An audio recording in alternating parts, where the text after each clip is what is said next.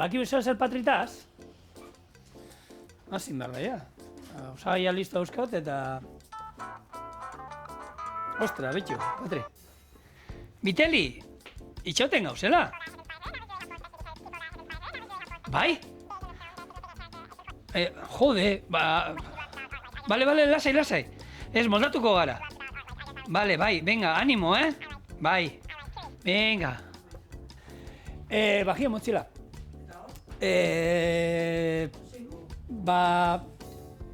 Betxo. Hori... Itxenato.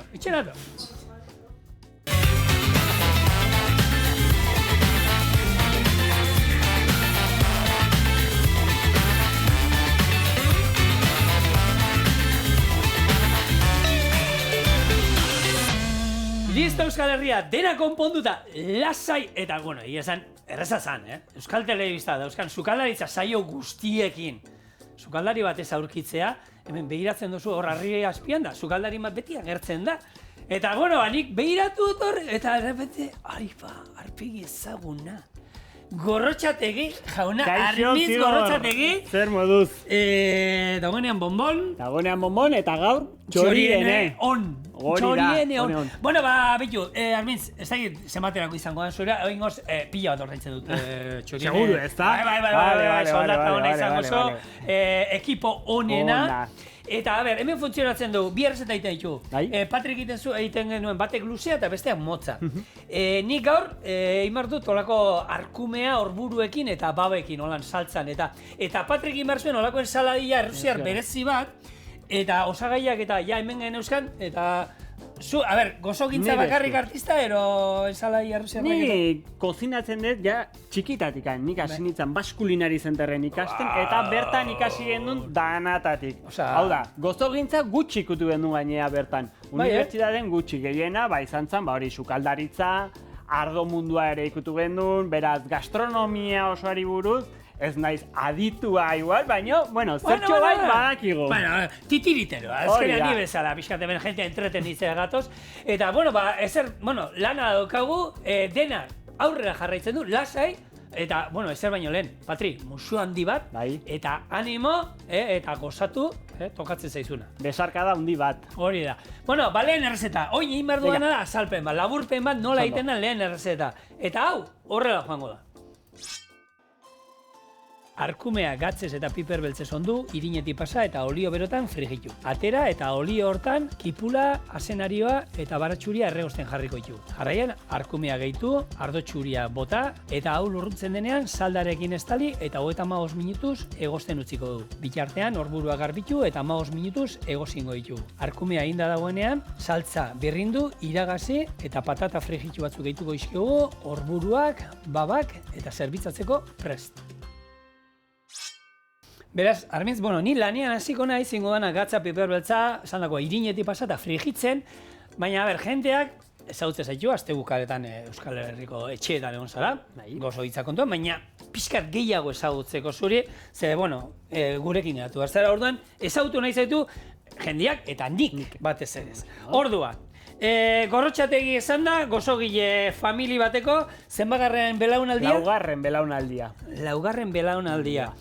Nik oin jarrita, nire seme-alabekin da urtebetetze festak eta izaten dienean, gurasoak eta denak apuntatzen dira gure seme-alaben urtebetetze jaira, ze egoten da janari piloan, ni prestatzen da. Zure urtebetetzeak zienean, ze egoten zan, ze jartzen zenuten zuenean, edo? Anekdota bat kontatuko dizut. Bota. Ja, hasiko naiz ja anekdotarik. Bota. Ja, gaztean itzanen, txikian itzanen. Bai. Gaztea horren bazara. Gaztean ez, baina ja txikita ez dakizen bat urte beteko nituen. Igual, 7 izango zian, 7-8 urte. Ja, nire egiten ni bezala xean. Ja, despistatuak. Neko despistatuak gauza batzutan, azte zaizkigu. Eta nire urteko tartatan, nire izena jarri ordez, zorionak Armin, Joanes jarri zuen. Orduan, gozoa beti dago, baina izena igual batzutan, hor... Eta hori gertatu dute, baina hori asko, gauza askorekin, oso despistatu gehagu oso familian. Horrela esegia, zer ingo diogu? Ja, eta... Joanes, behintzat...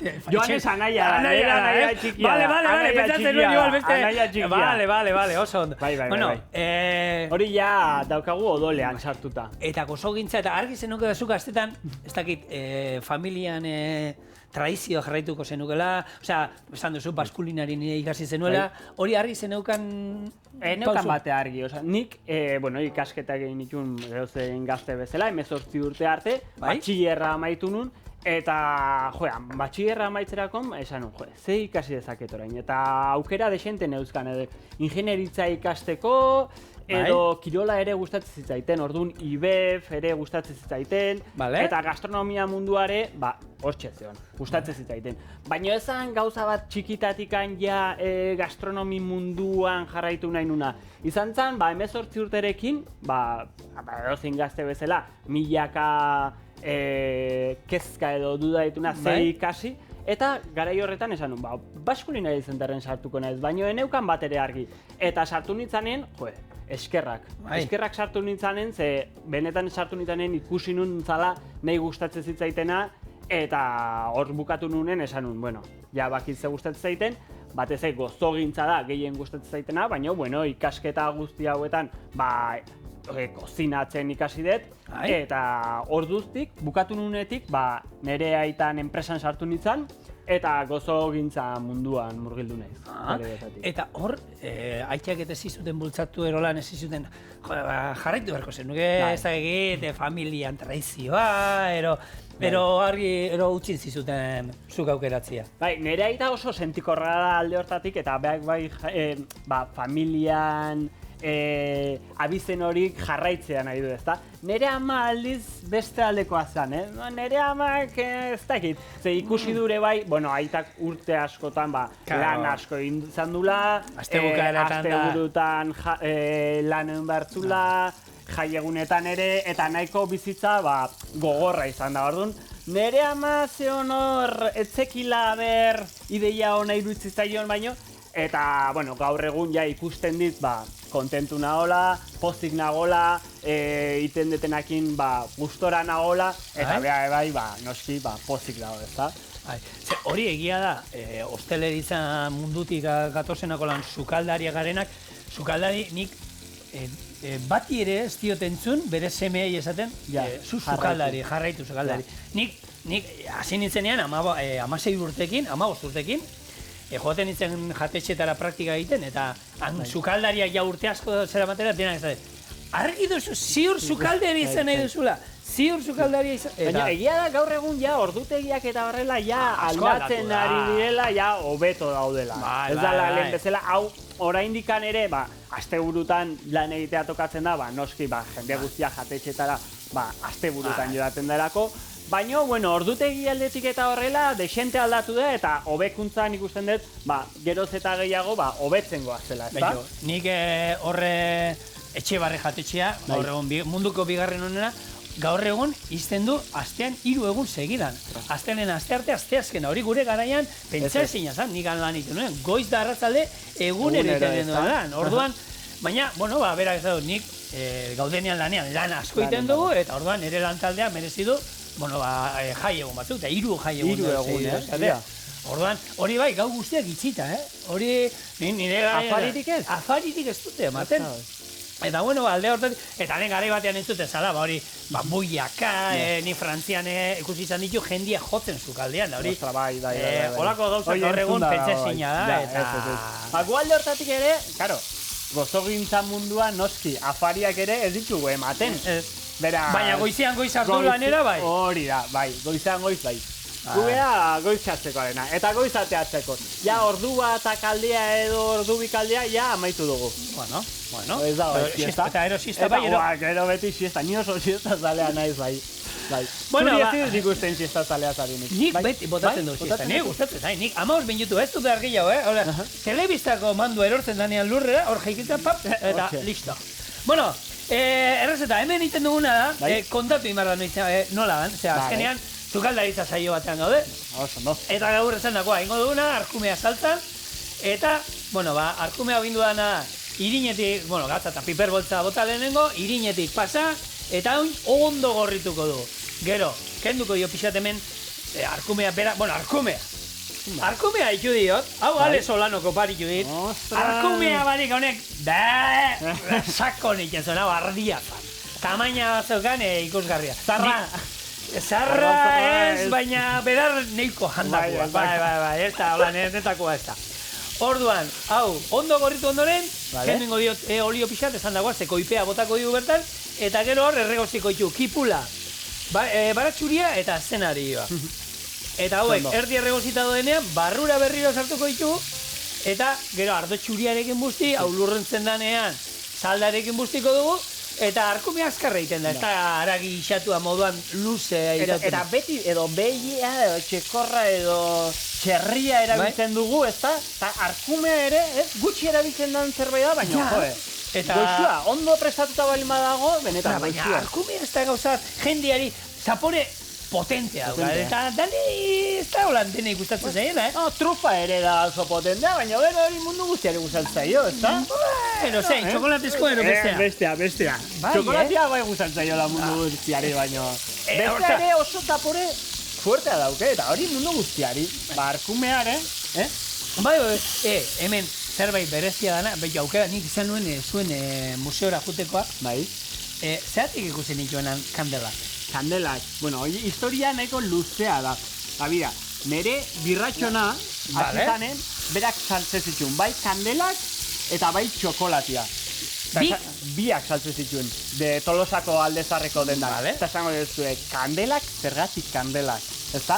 Pentsatu 1500 urten, hemen ezan existiten txokolateron ofizio hori, eta existiten ofizioa zan kandelena. Beraiek ite zituzten kandelak, bai, elizantzako eta noski argiarentzako. Etxerako, Garai horretan ez zeon elektrizitaterik. Eta gertatzen zitzaiena zan, beraiek hartzen zuten erlean panala, prentxatu eta banantzen zituzten argizaria eztiatikan. Orduan, beraiek kandelak egiten zituzten argizari horrekin, baino soberan zuten eztia aprobetxatzen hasi ziren, eta hor pasatzen argizari izatetik konfitero izatera. Eta konfitero zirenean, pauso nahiko naturala, eztia erabiltzen hasi ziren, garaiko almendrekin, hortikan dator ezagutzen dugun lehenengo turron de girlatx, almendra eta eztia dana, eta ja konfitero diranean, txokolatea iristen da Ameriketatik, eta beraiek txokolatea erabiltzen hasten dira. Horregatik da, transizio hori argizaritik konfitero izatera pasatzen direla, eta azkenik txokolatea iristen danen, txokolateron ofizioa. Horregatik nere birratxonak saltzen zituen, argizari, kandelak, eta txokolatea. Eta nere atxona ja Josien Marik esan zuen, bueno, ja 1900 eta 50 urte ingurun, bueno, ja kandelak ezian bate saltzen, eta esan zuen, bueno, oazen, honetaz gain, beste produktu batzuk saltzean. Eta horrexegatik hasi zian, turroiarekin, teiakin, pastelekin, eta 1000 produktu ezberdinekin. Baina bere garaien, kandelak. Eta horrek jarripenik ez du izango. Zura letizu gozo gitza, eta hor geratzen zara. Jazta, listo. Eta oso gutxi, garai harretan bazeuden enpresa desente, kandelak egiten dituztenak, baina gaur egun ez dira gelditzen. Eta non izan ginen guk, ikusi genitxola kandelakin negozioa egin da. Kobadongan izan gara, izan ginen astebukarate, eta han dago, Virginia, eta ez da izerta. Daude honek, freskagarrian makinak bendinekoak eroitakoak, kandelak saltzen dituzte. Kandelak ebaita. Baina kandelak eta edo norberak anargia hartu eta eskatu behar duena edo. Eta hemen negozioa nola itzen dute batzuk, Bai.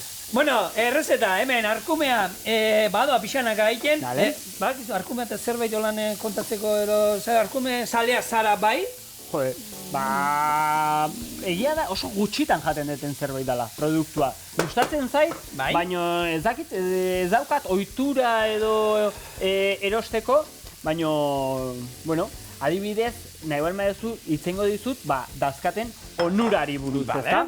Bira, gaurko elikagai nagusien onurai buruz itzengo dizkizut, hasiko gara Arkumeari buruz, oso garrantzitsua proteinatan. Zinka ere badauka Arkumeak, eta horburuaren kasuetan oso kaloria gutxiko produktu bat, Guk hemen, armitz, Bai. anedota moduan, zuk anedota galen bote. Bai. Hauek, guzti hauek hemen erabiltzen ditugunak konserberetan da, orburuenak eta hartu, eta ostopila bat eta hartu, ba, hau egiten dute lehortu, Bai. ostu hauek lehortu, gero saltzen dituzte, holako pilula horietan, hautzean, eta hau da diuretikoa. Orduan jendeak hau hartzen du, argaltzeko, gaur egun jendeak pila bat hartzen ditu holako orburuen jatorria edo daukaten pilulak eta holakoa, garbitzeko esaten dena, ez? Oso diuretikoa dira. Erabiltzen dituztena, ostu hauek, gu hemen botatzen nahi garena horre ez dugula behar, Dan aprobetxatu behar da. Dan aprobetxatzen da. Ondo. Bueno, nik orburuak lan, zenbat osto, hor betiko galdera, zenbat osto kentzen dizkiot? Bueno, nik normalean ja horiskak agertzen dienean, kentzeko garaian jakusten dira ostoiek xamurra direla hor arte. Gero bebai, beti enborrari azala kendu, eta nik gustatzen zait enborra ere pusketa bat ustea. Eta hemen batzuk, guri ostalaritza eskolan egotzi ziguten limoia, irina, botatzea pixkat, ez oxidatzeko. Niri egia esan oxidatzea, zaporei kestionez aldatzen, pixkat beltzak egotea berdin zait.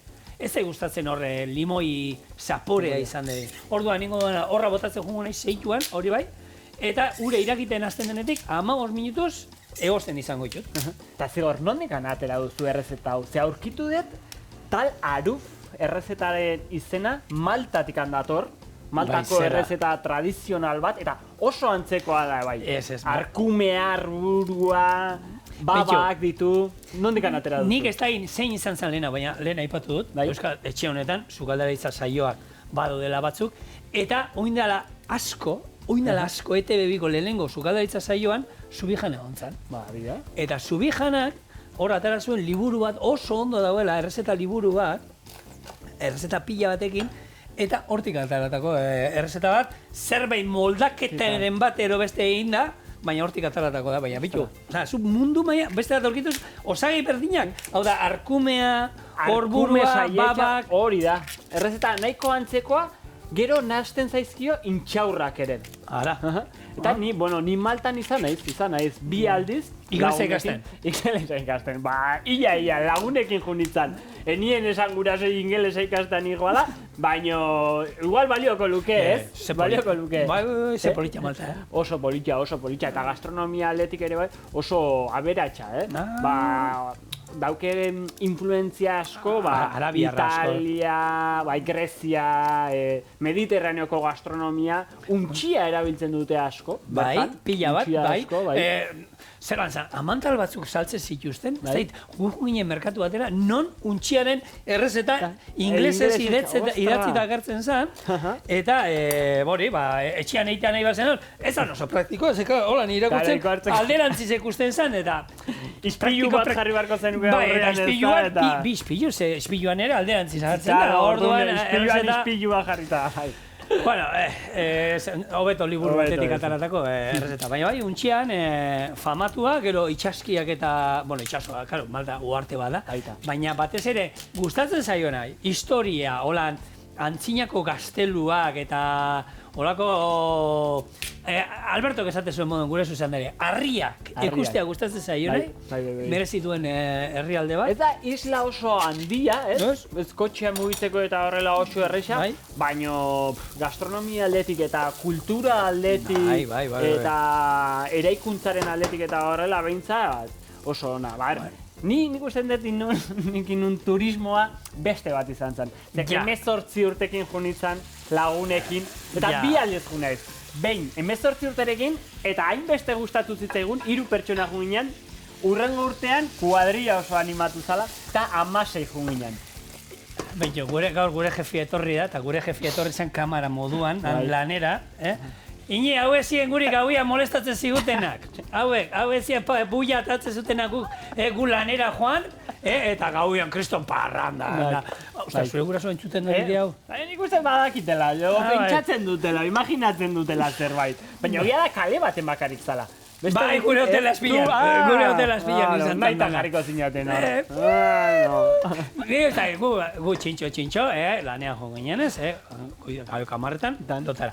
Errezeta ez errez, azaltzia, hemen baraziak erregusita daude, bota dut hemen belar usaintzuen txortatxo bat, hemen daukala eskaia, ereinotza eta erramua, eta oin ardo txuriarekin bustiko du, eta hau lurruntzen denean, saldarekin estali, eta esan dakoa, 35, 45 minutu, honek 45 beharko ditu, ze ardizarra zan, eta horretziko dugu egiten. Bien bitartean, bueno, azken horburua sartuko dut, eta esan dago, arburuak irakiten azten danetik, 15 minutukin nahikoa daukate, Hemen zigor gainera babak erabiliko dituzu. Bai, ja, potekuak, gozita daude horiek, Vale, horiek dira bizia fabakoak.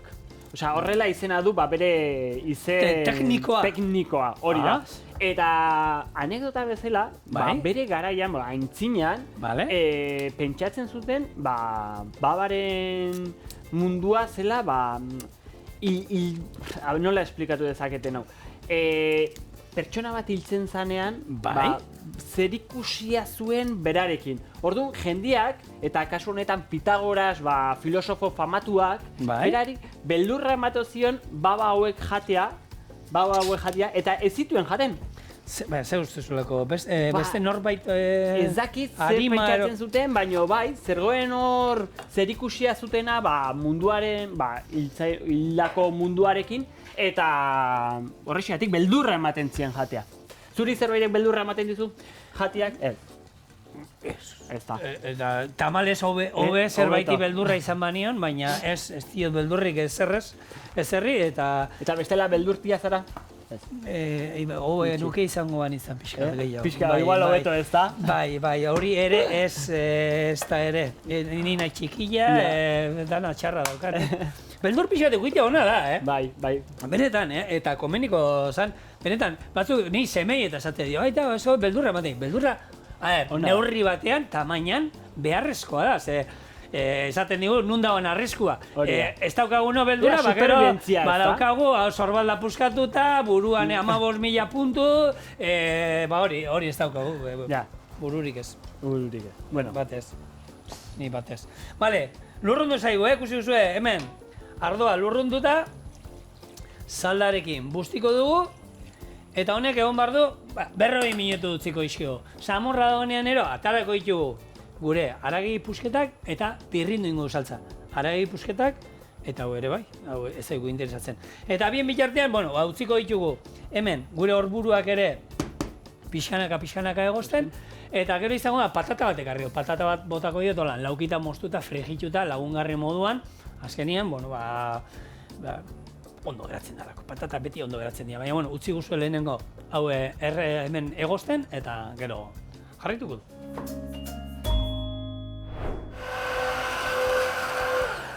Bueno, listo, saltza prest. Hemen, azkenean hori, 35 minutu berrogira ez da iritsi, eta nik ekutu dut, eta xamurra zeon, pusketa jandut, eta erra, saltza pasatu du lapiko batera, birrindu, eta hemen dauzkaguna da, gure patata batzuk frigituta, patata frigitu beti ondo geratzen dira olako gauzetan, eta ingo dituana, gure horburu hauek lauta moztuko ditut, eta babakin da salteatu ingo ditu pixkat, baratxuria tal batekin, holan pixkat beste ikutu bat emateko, holan sartu aldira bere hortan, eta espaituzu horburuak horretzen, konserbakoekin ere, bikainin dago, Edo frigituta ere, frigituta, urrai azpiko pixka batekin... Ja, hasi gara, hasi gara, itxura benetan ederra. Gero ikusi dut gainera, ardo zuria erabili duzula, saltza egiteko ez da. Garagardoa ere erabili genezake? Bai, arkumearekin garagardoa ni botako ondo ez da? Erabili aldo, bai. Zuk badakizu garagardoari esker gaur egungo ozgailuak existitzen direla? A ver, zer lotura egin behar dirazu garagardoa eta osgailua. Almintza, Zenekin hori? Garagarra erabiltzen zen osteko gauzak, ero... Hor, gutxi gora bera, baina ez. Bia, hau dana hasten da, 19. mendean, eta Munitzen sortzen da. Hartzegoen, garagardo tegi oso ospetsu bat, eta beraiek garagardoa ozteko sistema bat behar zuten. Eta horregatikan sortu zuten, ozteko sistema berezi bat, non gaur egun ezagutzen den ozgailua, hortik handatzen. Osa, gazakin eta orduan hasi ziren, Hori da, orduan, 1894ean, da Spaten garagardotegiak sortu zuen lehenengo sistema hau, eta 63an, hau da 1863an, gas konprimitu bidezko sistema berri bat sortu zuten. Eta gaur egun ezagutzen dugun hozgailu hori dator garagardoari esango genioke, garagardoari esker ze behar zuten garagardo hori hoztu eta erabiltzen dituzten osagaiak ere hozteko.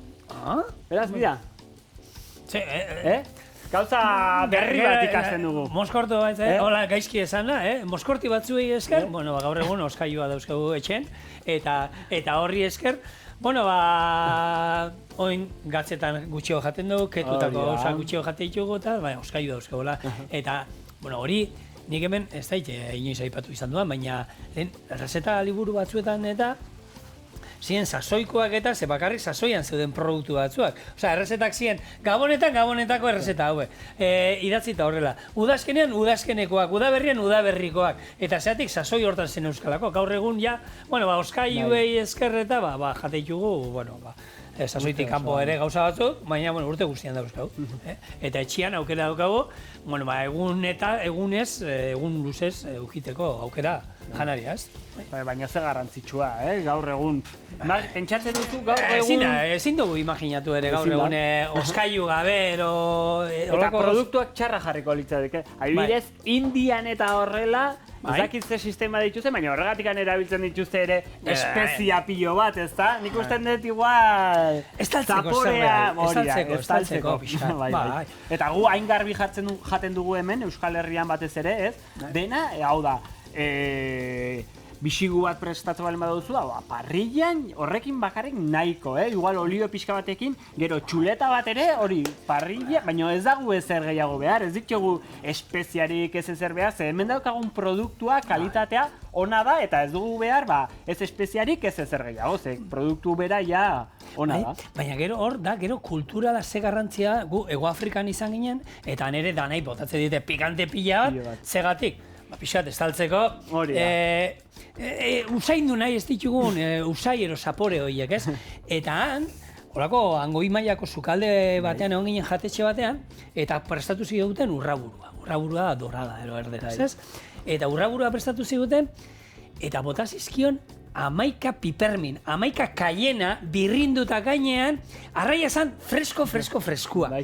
Nik ikusi nuen, arraia zeukan kriston itxuera, arraia zeuen bikain. Eta botazion, eta esan, beraien kulturala pikantea. Ez dakizu zeiztean garen jaten, hau da, arkuia edo...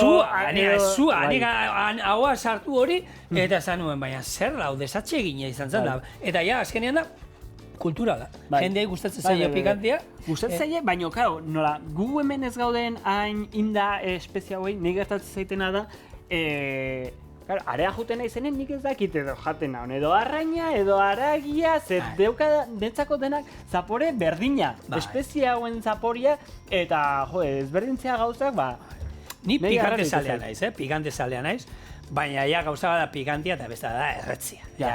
Erretzen duenean zerbaitek ez dakizula, izerdi tantak ateatzen zaizkizunean. Eta ez dakizula zer jaten nahi zen, hori neurria. Dena bezala neurria, patata batzuk, neurrian, eta hain bitu, ona daukaguna da, hemen batzutan patata frigitzen dugu eta ero mosketa egoten da, esaten, honek 15 minutu behar ditu hemen. Hemen, oin daude, ez dakit, 27 zati, egongo zien 13.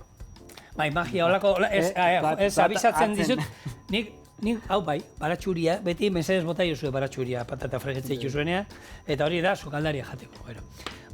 Hemen, patatak sartuko ditut, ze patata hauek barrutik, oraindik pixkat egin gabe daude, saltzan bukatuko dira, zurgatuko dute hemen arkumearen zapore guztia, eta ingo dituena da, hemen zu bizian, olio pixkatekin, baratxuri gabe erabaki ditut, salteatuko ditut, gure babak, eta horburuak, hauek, salteatu, barrura sartuko ditut, eta beste, hoxe, 5-10 minutuko irekin aldi bat eman ondoren, taparekin, maira.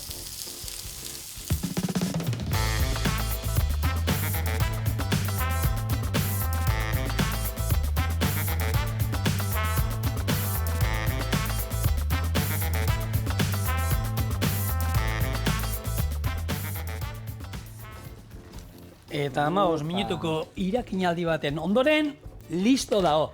Hala ere, saltza kontuak beti urrengo egunean Hobeto? hobe. Bai, hau bihar Ba, gaur ez dugu etxongo bihar arte, ezta? Orain dastatuko dugu. mesedez, Armintz, ez.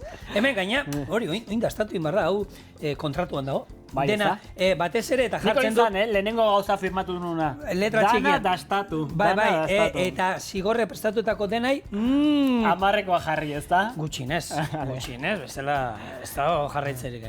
Hemen daukazue gure arkumea horburuekin eta babekin. A ber, Zer moduz? Itxura Eman. behintzat, bai, oso ona. Amarrekoa. itxura eta a ber, xamurra da hon. A ber. Nik, esan, lehen nik probatu den busketa, Bai. xamurra zegoen. Hau ere, baietzen baten du. A ber. Ba. Oso ona. Jandeten arkumerik oberena. Oso goizua, Luzatu egin behar zaio oso kontratua, zaintza ona. Bueno. Benetan bikaina. Txan. Luzatu baino lehen, Ana. Egingo diguna da, froga bat agertzenan kosinatzen duen, ensalaia rusar bat Hori da. egiteko prest. Badakizu orain motza tokatzen dala. Zuk luzea egin duzu, neri motza. Eta motza zer da? Ba, entxaladia errusiar bat. Oso era errezean eta azkarrean. Alde batetik patatak, azenarioa eta arrautza bat egosi. Eta bestetik maionesa berezia egiteko arrautza bat, limoizukua, hegaluzea, oliba olioa, antxoak eta olibak dana turmixetikan pasa eta ondoren beste barazki guztiekin nahastu. Bazigor, hementxe osagai guztiak esan bezala. Erresa, hemen dazkete egosita patatak, azenarioak eta egingo detena da. Lauan baten bitartez dana txikitu, pieza txikiekin egin eta dena nahastu. Eta ondoren maionesarekin jarraituko dut. Osa, berezia izango dana da maionesa, ikusi ze bota berdi iziozu, antxoak, hegaluzea, olibak ere bai. Osa, bizia izango, gatzik, honek ez da beharko duen gatzik, Ez du behar behatzik. Eta berezia esaten dut dela, ze ez dugu egingo maionesa arrunt bat. Hau da, arrautza, limoia eta oliba olioarekin baizik. Eta bertan sartuko ditut antxoak, sartuko dut hegaluzea, sartuko ditut kaparrak, eta honekin izango da, maionesa berezitxo bat. Oso ondo.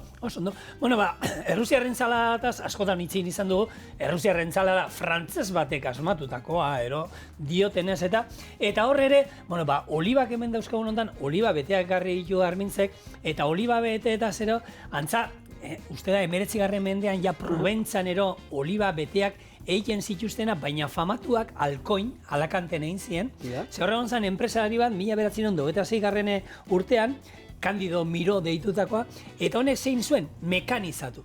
Hau da, hau izan zen lehen pertsona hartu zuena, eta lehen ezurra banaka kendu behar zan, eta honek asmatu zuen sistema bat, non antxoak, olibak, parkatu, iten zituen, sistema mekaniko batez, ezurra kendu, eta bete iten zituen.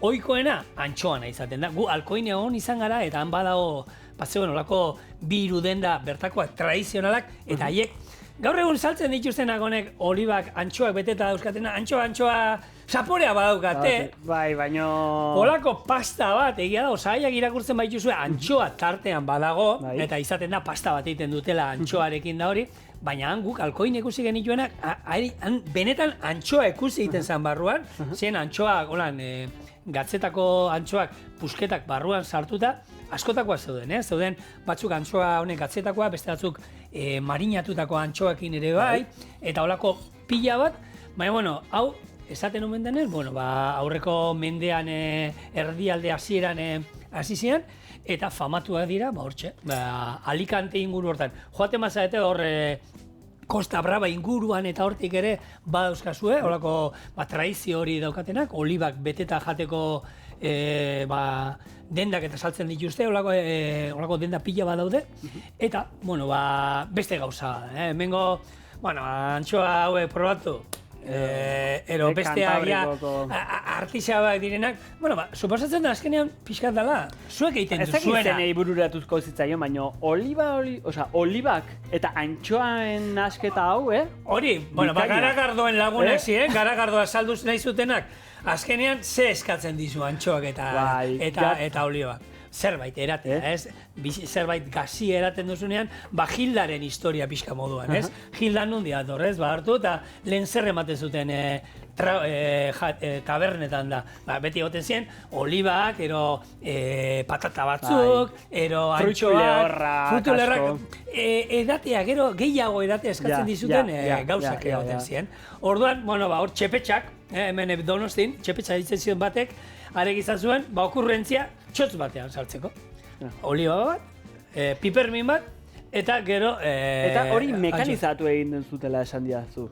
Makina hori nola egiten zen, bai. Bai, izango zen sisteman bat hartu eta tutu batekin. Nik etxian hemen txorienen izan ginen gailu bat, olibei eta gereziei ezurrak entzekoa. Eta azkenean zen, nola daude hauek prensak baratxuria zikitzeko? Bai. Hor sartzen duzula baratxuria eta ero bestaldetik birrinduta ateatzen zen. Bauzan, holako burnizko txos bat, hor zeukan. Oliba hemen jartzen zen, gutxi gola dela holan, hemen jartzen zen, hemen gainean punta bat zeukan, zapaltzen zenion, eta bestaldetik ezurra ateatzen zen. Ateatzen zen moduan. Oliba txikitu egiten zuen, eta nik ez da izan sistema erabiliko duten hauek, erabiliko dituzteakian oliba gogor jaso berri. Makina horrek igual gerezientzako ere balioko luke, ezta? Bai. Eta ziur, egongo dala, saltzen dituzte, ez? Gereziko lan, ezur gabeko gerezik ero ez daude? Egongo da, ez? Gozo gintzan, marmeladak eta iten dituzten olako enpresa hundi horiek eta, suposatzen dut, olako sistema bat erabiliko dutela, hartu eta gereziei ezurrak entzeko, eta gaur egun, zuk imaginatzen duzu, bai, zuek, artisau egiten duzuenez, bai, zuek eskuz egiten duzu, baina, pentsa norbaitek milaka eta milaka tona egiten dituena. Guk nun ikusi genuen, Tailandian ikusi genuen anakardoak zuritzeko gailu bat lehengua, eta zan, banan anakardoak pertsona bat zegoen banan, eta ero prensa bateko lan pulin, oskola puskatu egiten zion, eta banan atatzen dituzte. Anakardo horiek saldu behar baituzu, ze presioetan saldu behar dituzu? Azafrana bezala, ez? Dana hori eskuz jasotzen denan, eta hori horrela dauke bere prezioa. Bai. Bueno, ikusten duzu, ezta? Nik ja hemen patata, azenarioa, arrautza egosia eta, olibak ere bertan sartuko ditut. Eta beste aldetikan ja hasiko naiz ja prestatzen gure maionesa berezia, bale? Bai, seguk etxian normalian, ez dakit, gure etxian, nahiko arraroa gara. Guk egaluzia hemen botatzen digu busketatan, ez dakizu egiten duzuen, guk maionesan sartuko dugu. Nik ingo detena da, maionesan eman, maionesan sartu, eta ondoren gainera, entxalaia rusiarra prestatzen detenen plateraren gainean, laska batzu jarriko dizkiot, eta horrela, ezin jo bere letu. Oso ondo. Arrai kontua dauzkagun hontan, eta antxoa aipatu duguna, gaur egun lebatzaren euneko, ez dakit, ia gehienak ero, badakigu anisaki daukala, eta hori arrandegira juten garenean, beti, esategi arrandia, anisaki dauka, kendu ingo izut, eta berriro pisatzen digute. Gu, gure garaien sukaldean lan egiten duen jatetxeetan eta ekartzen zigutenean legatz bat anisaki gabe, esateo, nik anisakiakin beti ezautu dut. Beti ezautu dut, baina guk esateo, hau mediterraneokoa da, hau ez da kantauri itxasokoa. Guk beti ezautu dugu eta egia da lehatzarekin, lehenago izosten badugu, gero kozinatzen badugu, anisaki hori hil egiten da. Zer gertatzen da, antxoak ere, euneko txiki batean, hor egin dute ikerketa bat eta behiratu dute eta 5 antxoatik batek anisakia dauka. Eta horrek guk antxoa badaukagu ohitura gatzetan, ez dago kozinatuta, gatzetan konserban, hauek gatzetakoa dira, gero oliotan jartzen dira, gero badaude honek marinatuta jartzen ditugunak, horrek erdik gordinek kaukotzen artean, ze azkenean hor ospina, limoi erabiltzen dugunok, kozinatu egiten dute antxoa hori, baina ez dute anisakia hiltzen. Orduan, hoietan, bai ibili behar da, kontuz batez ere anisakiari alergiaro dion jendea. Bai. Ez badaukazue zer? Nerea nahi adibidez. Bai, anisakiari dauka, bitxo. Bai, eta bida. Egia da, anisakisa hiltzeko izoztuta egon behar dula arraiak. Bai, 2 eguneroko bere izoztuta, temperatura altuan.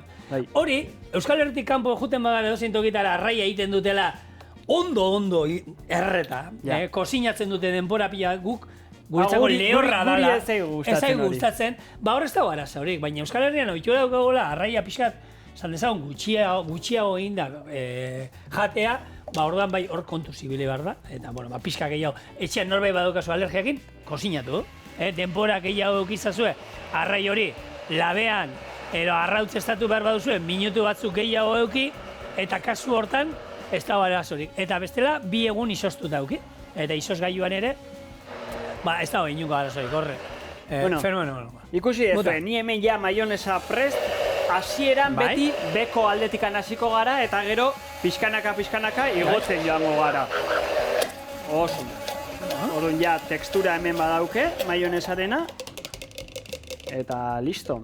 Eta honek dauke maionesa berezia, ez etxen dakagun betiko maionesa hori, baizik eta izango du antxoaren ikutua, kaparraren ikutua, egaluzarena, beraz, bueno, beste erabatia egiteko. Hemen, hone daukana da, guk begiak itxita baldin baduzkagu, eta ensalada errusiarra jaten baldin badugu, zaporea guk egaluzarena hartuko du. Ez, azkenian, zaporea izango du, egaluza pusketak ez ditu izango? Bai, izango ditu, baina gero, gainetikan jarriko dizkiot, plateraratzen dugunean, jarriko dizkiot gainetikan antxoa batzuk eta egaluze pixka bat. Oso, ondo. Bueno, gaur, martxoak hiru, beti badakizu egun guztiak urtean daukatela zerbait, da, martxoak hiru, idazleen nazioarteko eguna da, Martin Fiz ere gaurko egunez jaio zen, Lourdes ere jaio zen gaurko egunez, Luken gure gidoilariaren ama, musu handi bat emendik Lourdesi. Eta, boixe, hau esan da, idazle guzti eta liburuak eta ez dituzten guztiak nire miresmen guztia, eta zuei irakurtzeko,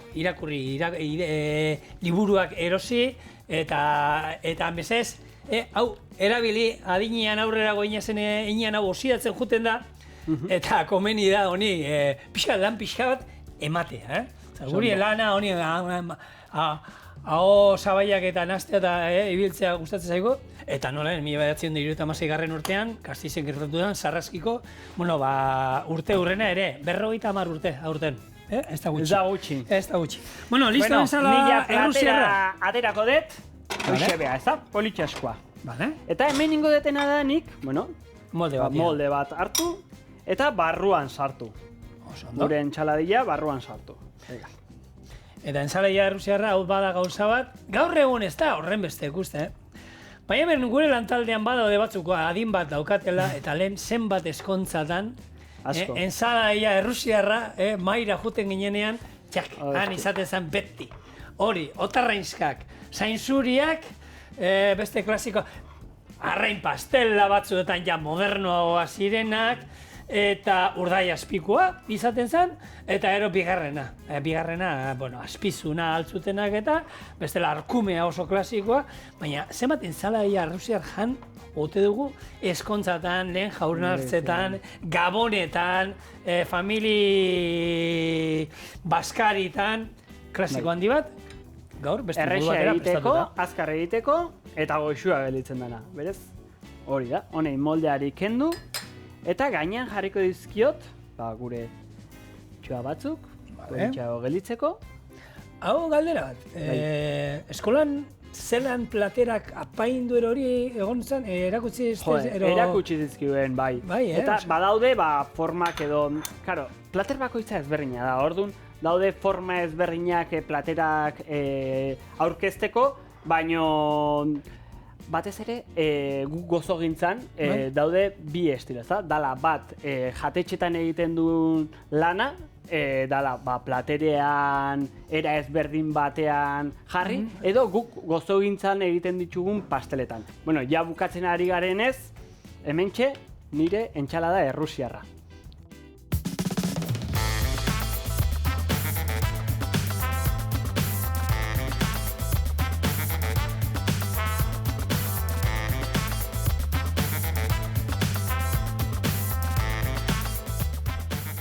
Ni sasoi bat izan nuen, nire jaten akizu maionesa, zaindu beharra, koipe pila bat, nuen jaten, Osa, enoa esaten, kendu inziatela entrenatzaileak eta, baina, nuen, ni neu kendu nintzen. Bai? Ni aso guzaren. Maionesana puntazo bat, Bai, ez da? Zaporea hartzen du. Bai, badauka.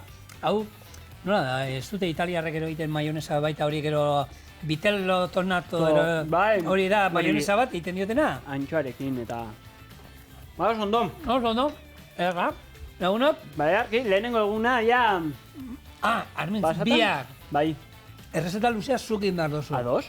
Orduan, bueno, pentsatu zerbait horretako, ordu erdi hemen kontu kontari ditzeko, Oso ondo. eta hau esan da, lagunok, eskerrik asko horrezatearen, eta biharren bizango, Bihar arte. Agur. Agur.